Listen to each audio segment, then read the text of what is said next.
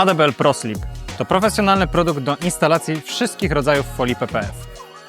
Produkt został przez nas zbudowany od zera. Pracowaliśmy nad tym, aby produkt pozwalał na jak najdłuższą pracę przy jak najmniejszym stężeniu.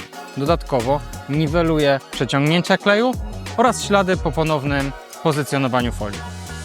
Jego wysoka koncentracja pozwala na stworzenie roztworu w stosunku 1:50 do nawet 1:500.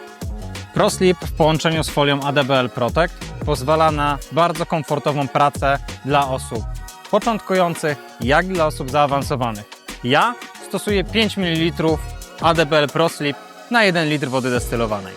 ProSlip bardzo szybko wypłukuje się z krawędzi folii. Możesz go wypłukać przy użyciu wody zimnej, ciepłej, roztworu z alkoholem izopropylowym, w zależności od Twoich potrzeb i Twoich preferencji.